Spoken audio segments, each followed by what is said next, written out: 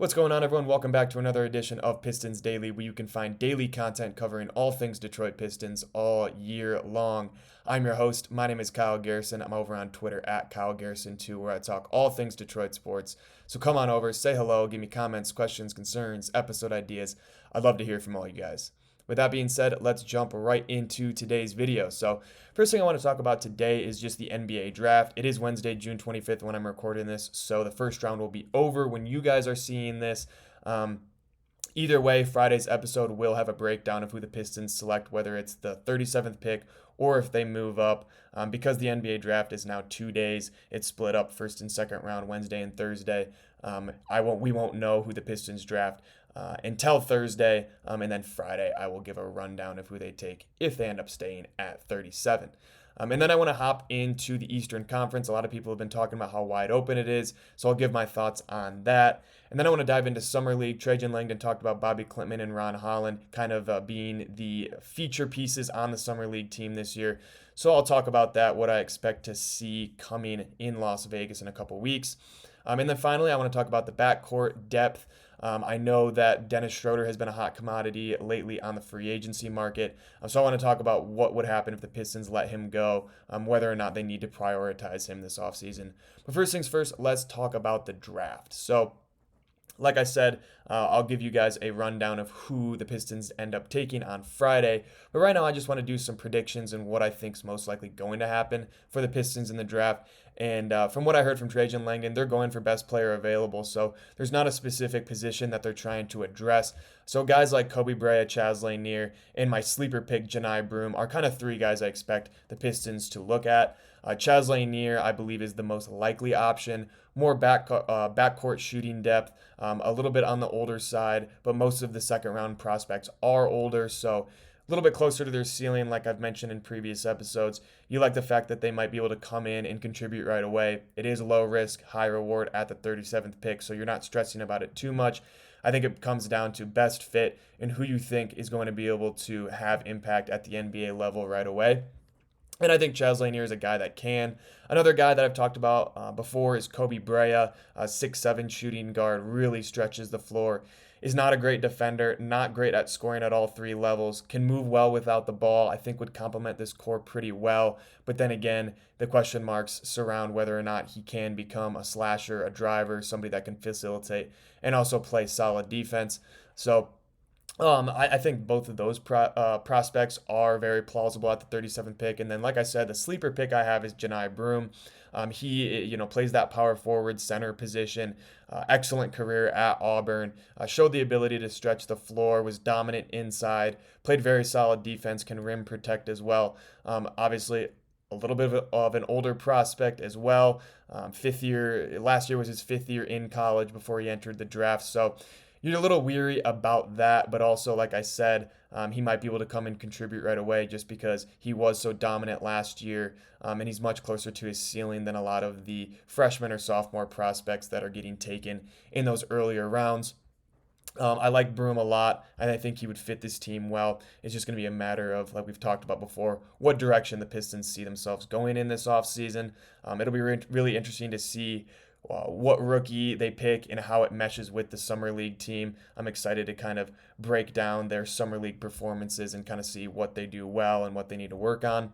But as for the rest of the draft, we already know the first round picks by the time this is posted, so you guys will have an idea of who's available at that 37th pick.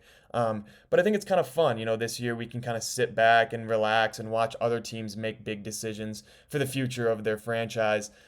Instead of being so stressed out about who we're going to take at the fifth pick like we have the last 4 years, it seems like. But moving on, I'm excited about the draft. I think it's going to be a really fun one. I think there's going to be a lot of blockbuster moves, and I'll talk about that more in the next couple of episodes. But let's move on to talking about the Eastern Conference. I've seen a lot of people over on Twitter talking about how it's wide open for the Pistons. They have to go out and make a big splash right now. They have to go make a big roster move that's going to push them into contention in the Eastern Conference. And I do believe there is some truth to that. But I also think that you can't afford to run this team back. They're so young. I think a lot of people are just jumping the gun because there are some injuries and some teams have some questions to answer, like the Bucks and like the Pacers and the Celtics, who suffered really, really big injuries in the playoffs, and that will affect them next year and kind of change the complexion of their teams. But I don't think that means that the Pistons need to hit the panic button right away and put all their chips into one basket. I think you can make smart acquisitions and still find a way to compete in the Eastern Conference. And again, there is so many other teams that are still competitive. You look at the Cavaliers and the Knicks; those two teams are going to probably be the favorites coming out of the East next year. They're going to get better. They're going to bring back a large part of their core, and they're going to be two teams that are hungry to try and get to the Eastern Conference. They both were bounced early this year, and have been bounced early the past couple of years. So they're starting to get hungry, and they're building very, very solid teams that have young depth, that are also getting better. So there's improvements all across the board in the East. It's not just the Pistons who have a young roster that's continually improving from year to year. Every team has that. And you look at teams like the Magic, who are also on that same trajectory. Paolo Banchero and Franz Wagner are the same age as Cade Cunningham and Jaden Ivey, and they're in the process of trying to compete. They just went out and got a guy like Desmond Bane. And I'm not saying the Pistons need to go shell out 5 first-round draft picks to go get somebody like Lauri Markkanen, or overpay for somebody like that. But I do think it would be smart to at least have the conversation about, well, look, the East is much weaker than it has been in years past, especially when you're looking at the Western Conference and relatively speaking. But the Pistons have a real opportunity right now to be very competitive, to increase their win total, to jump from the 6 seed to the 4 seed to the 3 seed to the 2 seed, and so on.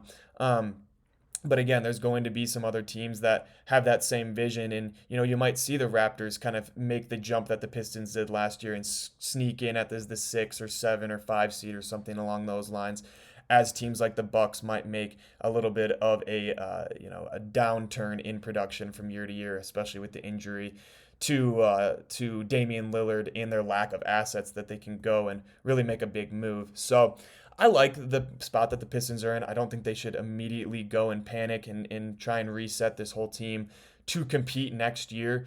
There's going to be multiple years in the future where you're going to have the ability to compete. You just have to make the smart decisions down the line and not throw away your future for one singular player. But yeah, let me know in the comments what you think about the Eastern Conference, whether or not you think the Pistons need to make an immediate move, or you think if they can kind of coast with their young core and still find a way to compete for the Eastern Conference title.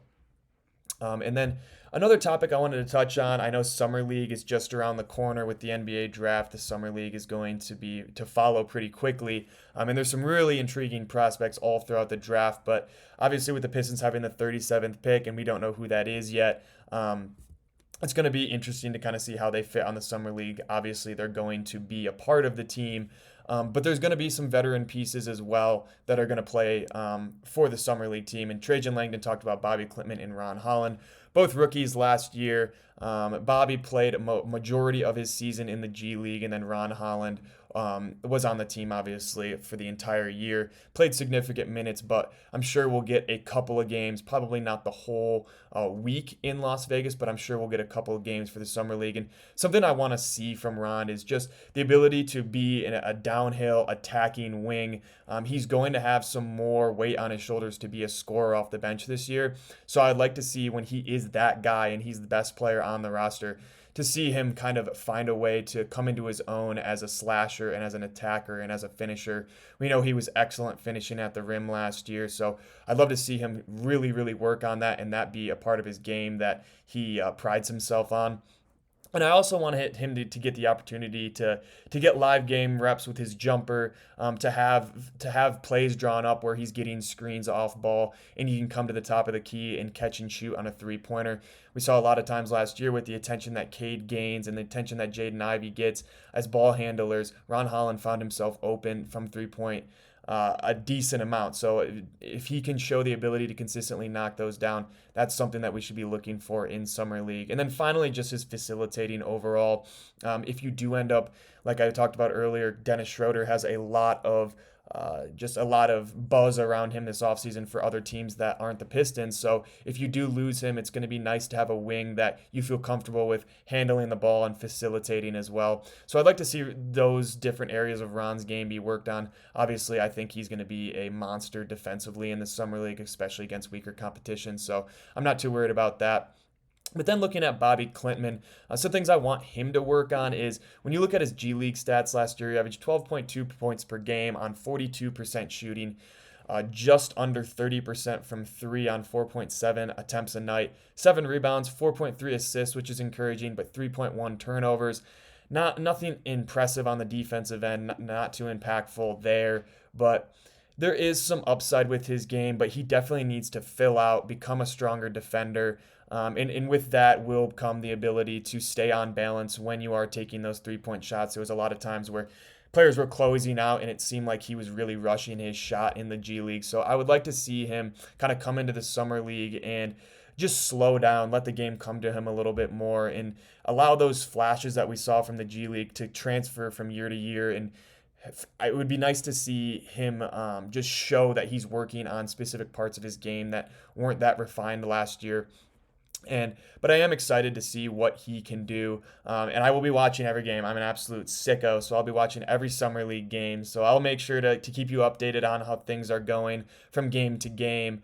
And yeah, I'll definitely keep some updates on that. And then last topic I wanted to touch on is just the overall backcourt depth of this team. I've talked about it a couple times already this episode, but Dennis Schroeder is becoming a very hot commodity for teams that have the full mid-level exception. And one of those teams is the Sacramento Kings. They're looking for a second ball handler. Right now, they're in a weird spot. They got rid of De'Aaron Fox. They have Zach LaVine and Malik Monk as their backcourt, but not really a traditional ball handler. Both players, I think, are more suited to playing off ball. They're very good shooters. They're much better spot-up shooters than off the dribble. So I think a guy like Dennis Schroeder makes a ton of sense for them.